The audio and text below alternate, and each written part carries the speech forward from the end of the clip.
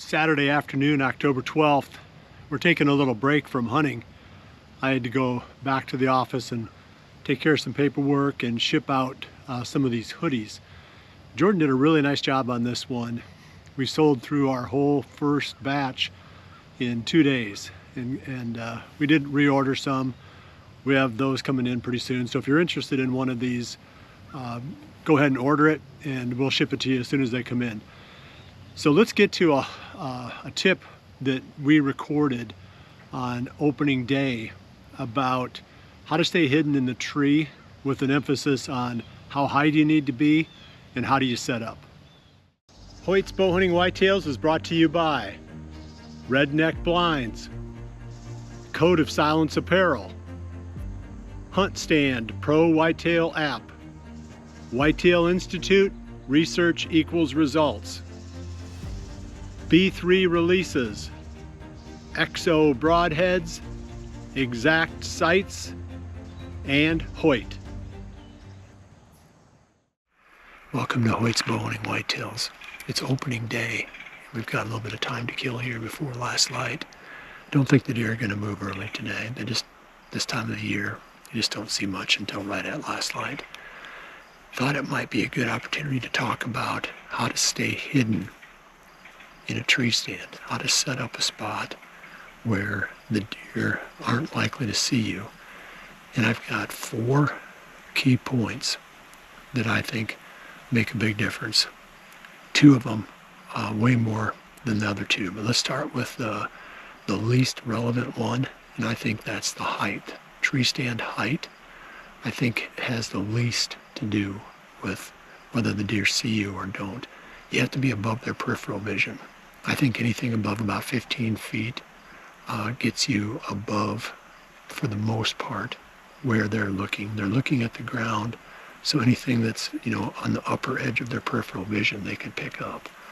But, you know, 16 feet and up seems like it works. I know some people love to go super high, and that definitely helps with keeping your scent above the deer on the downwind side. But I don't think you have to do that to stay hidden. The next one on the list of what's most relevant is your camouflage, believe it or not. I do love good camouflage. I mean, we're wearing Code of Silence here, and it blends in really good with this oak tree. But that's less critical than finding something in the tree to break up your outline. Branches, ideally. I love to go up to the first big fork and then just get kind of settled in among those branches that are intertwining and crisscrossing. That breaks up your outline a lot better than if you're just sitting out against the trunk of the tree. The third one is movement. If you're not moving, what was that? Squirrel? Watch, something will sneak up on us now while we're talking. Yeah, okay. So the movement is the third one, and I'd say it's number 2 on the most important list. It might even be number 1. Deer don't see stationary objects very well. I've had some pretty amazing experiences with deer when you don't move. Like, I've had them pick me out in the tree, and then they forget which tree I'm in. As long as I don't move, they start looking at a different tree, and eventually they lose interest and wander off, just because they don't pick out the stationary forms very well. But boy, they can sure pick up movement. So you just got to be super careful when you move. They can't be looking in your direction.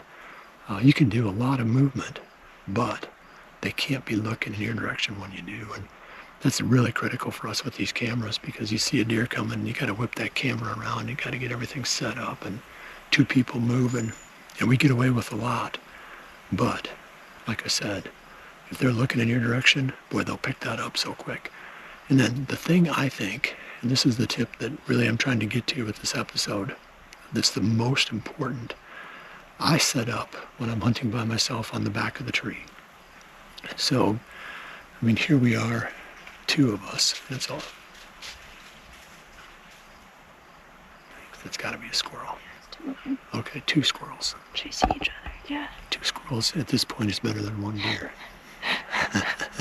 No, not want a deer come up on us now. we would learn all we needed to about movement, wouldn't we? I can shoot it with my camera. Yeah. A lot less looking my bow around. So let's get back to key point number 1, the 4th one on my list, is setting up on the back of the tree. And I think this is very overlooked and probably underrated as a critical part of staying hidden. When I'm hunting by myself, not with a camera person, or when I'm not filming or whatever, just me in the tree, I always set up on the back of the tree, the opposite direction from where I think the deer are going to be. Like here, there's a trail in front of us. We got to film this. So here we sit out in the wide open. And ideally, if it was just me, I'd be on the back of this tree. I'd be standing, facing the tree. And it works really, really well. If you've got a tree that's, roughly the size of your body, you can stand up and you can suck right up against that tree trunk, and the deer will never see you there. And the nice thing about that too is you can shoot on either side. You have your bow. You decide ahead of time, okay, I'm going to take my shot on the left. You just hide, draw back, shoot them on the left side of the tree, or vice versa. You wait and shoot them as they come by on the right. That can be a little bit tiring, if you want to say that, to stand for long periods. But you can always sit and take a break and then go back to standing again. The other thing I like about that really well is that you're facing toward where you think the deer are going to be. That's the direction the wind is going to be coming from. So now you can hide behind the tree and break the wind. So you don't have that cold wind blasting against you. So that'll actually be a little bit warmer too. And I've gutted out some pretty tough sits by standing pressed up against the backside of a tree on the downwind side.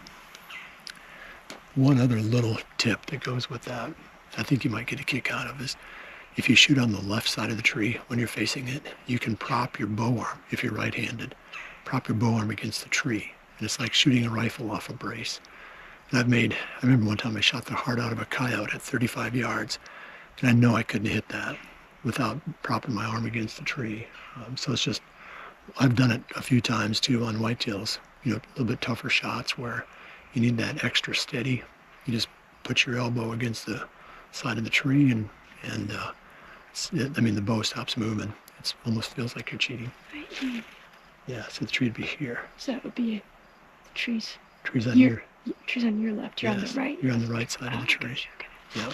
So that really makes for some pretty accurate shooting. It's kind of cool. So that's my thoughts on how to stay hidden in the tree.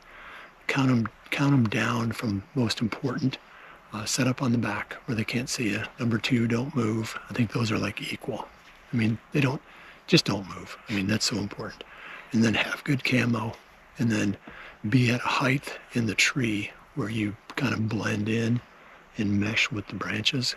And out of peripheral. Out of peripheral, yep. And I think I like 18 to 22 feet. That's kind of my sweet spot. I don't love to be super high in the tree, just because I like a better shot angle.